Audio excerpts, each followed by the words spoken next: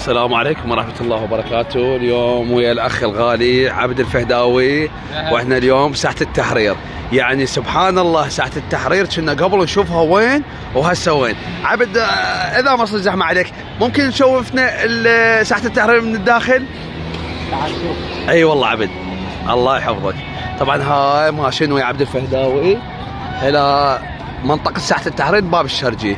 يعني الصدق جنة جنة سبحان الله. وهاي العالم الله يحفظهم ان شاء الله. طبعا العالم يعني جايين للفسحة. طبعا هاي ابطال الشرطة الاتحادية. هاي عبد الفهداوي شوف سبحان الله يعني جنة الاحلام بالقرآن. تخبل هذا الورد. شوف الورد يعني مو مثل قبل 3 سنين 4 سنين. والله هاي هسه اول مرة اجيها. شوف هاي ساحة التحرير. هاي ساحة التحرير. هاي العلامة شوف هاي تخبل ما شاء الله. ندعي من الله سبحانه وتعالى كون الشعب العراقي كله من الشمال للجنوب من الشرق للغرب هيك يصير هيك جمالية.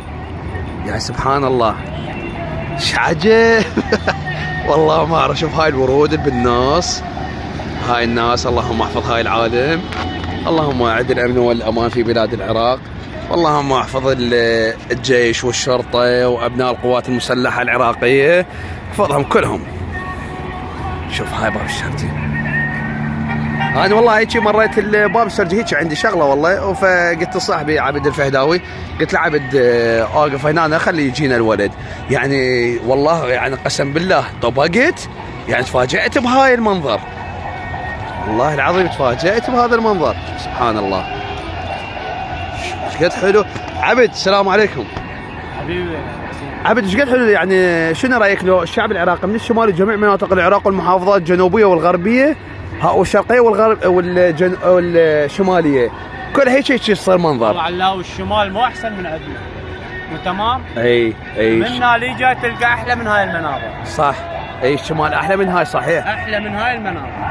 بس احنا ما شاء الله يعني احنا نقول حلوه. يعني شيء مرتب وحلو شيء راقي مو صحيح. احنا العرب هالغيره والله. اي بس ما ادري ايش بيه. خير. بس هاي نعمه. هاي سواها يعني فسحه للعالم.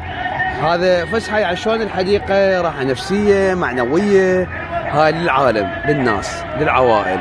هاي العوائل موجودين. عم تخاف تقولون كذب بس شباب ساحة التحرير. لا عمي لا شباب ولا هاي عوائل كلها عوائل. وتحياتي لكم جميعا. الله يحفظكم اخوكم علي العزاوي.